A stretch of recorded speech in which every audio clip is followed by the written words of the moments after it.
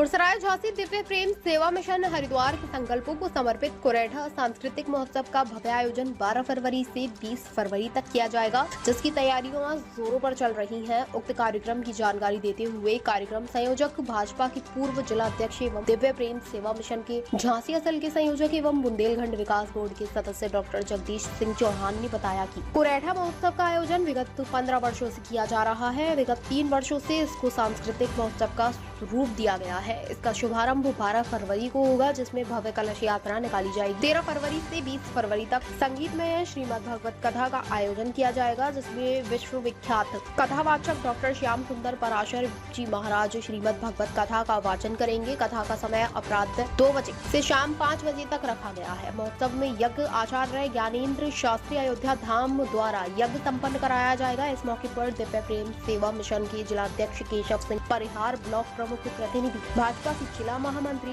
बद्री प्रसाद त्रिपाठी, हरपाल सिंह परमार, नरोत्तम सिंह, हल्के प्रधान रिया, सुखदेव सिंह, दीपू अस्ता, अनिल तिवारी, पूर्व प्रधान जखोरा, देवेंद्र सिंह, राजू सेंगर, राणापुरा, चंद्रभान सिंह, ब्लॉक प्रमुख बामो, गोविंद प्रताप सिंह सिया, राम प्रकाश सिंह चौहान, सुनील सिंह चौहान, माना सिंह प्रधान, गोकुल पुष्पेंद्र सिंह प्रधान आदि लोग उपस्थित रहे। और कथा के कार्यक्रम होते चले आ रहे हैं। लगभग 3 वर्ष से आप सबके सहयोग से, पूरे अपने कुरेठा गांव के सहयोग से और क्षेत्रवासियों के सहयोग से इसके स्वरूप को में परिवर्तन लाया गया और इसको कुरेठा सांस्कृतिक महोत्सव की संज्ञा नाम दिया गया। इसको सांस्कृतिक महोत्सव से संदर्भ इस बात का था कि भागवत हो, रामलीला हो, मेला हो, जब सारी चीज़ें ऐसे कार्यक्रम होते हैं तो एक देश और समाज की संस्कृति की रक्षा के लिए, उसके पोषण के लिए ये कार्यक्रम जरूरी हो जाते हैं। लगातार विगत वर्ष भी आप लोग के साथ बैठे थे तो आदरणीय आचार्य जी रमाकांत व्यास जी की द्वारा भागवत कथा का समापन हुआ था उनके हाथों, और इस वर्ष भी उसी तरह हनुमान जी महाराज की कृपा से 12 फरवरी से 20 फरवरी तक ये कुरेठा सांस्कृतिक महोत्सव का कार्यक्रम रखा गया है, जिसमें 12 फरवरी को कलश यात्रा है। 13 तारीख से कथा श्रीमद् भागवत कथा का प्रारंभ होगा। कथा व्यास इस देश के जितने भी कथाविद हैं या कथा व्यास हैं, उनमें उनका अपना बड़ा स्थान है। डॉक्टर श्याम सुंदर पाराशर जी का, उनके द्वारा ये कथा का प्रारंभ होगा, समापन होगा। और 12 फरवरी से ही आपका यज्ञ की तैयारियां भी शुरू हैं, जिसके यज्ञाचार्य श्री ज्ञानेन्द्र शास्त्री हैं, जो अयोध्या धाम से हैं। लगातार 13-14 वर्षों से यही इस यज्ञ को संपन्न कराते हैं।